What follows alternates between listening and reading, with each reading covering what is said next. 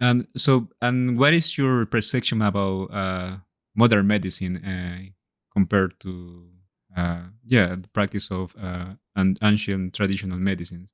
Is there is still a use for it, or there is can be a symbiosis for both? Yeah, for me, medicine is medicine. So the key to understanding medicine is the understanding that all medicine are practices, substances, and understandings, knowledge that help heal us. And then we come into the picture and create Western medicine and traditional medicine. Where did Western medicine come from? It was birthed out of traditional medicine. That was the only medicine before Western medicine. There was traditional medicine.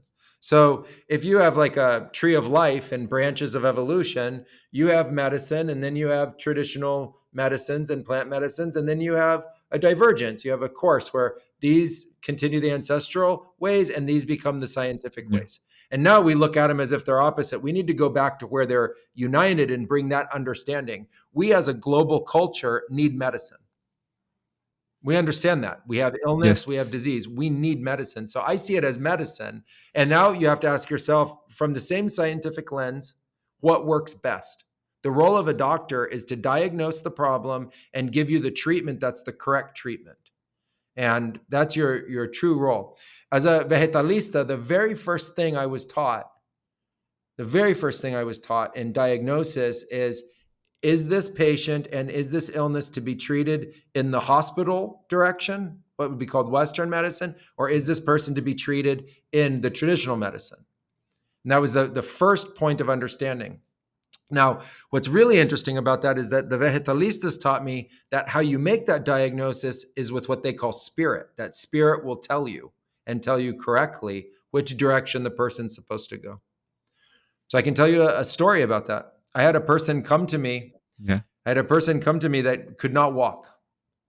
And I was told that they had been attacked by witch doctors and hechiceros, sorcerers. And there's this great story about what had happened to them of why they couldn't walk.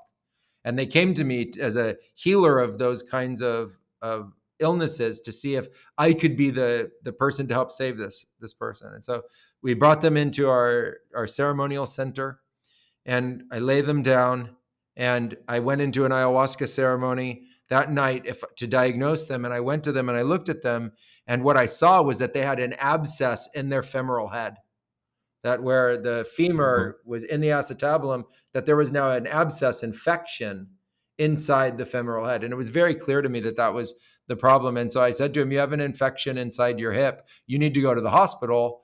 And so he didn't have any money to go to the hospital. So I gave him the money to go to the hospital. And sure enough, they did a CAT scan on him, and they found that he had an abscess in his femoral head. They did surgery. They were able to remove the infected tissue, and they were able to heal him. And I saw him a number of years later with his leg able to walk. And that's an example of diagnosing when you need Western medicine.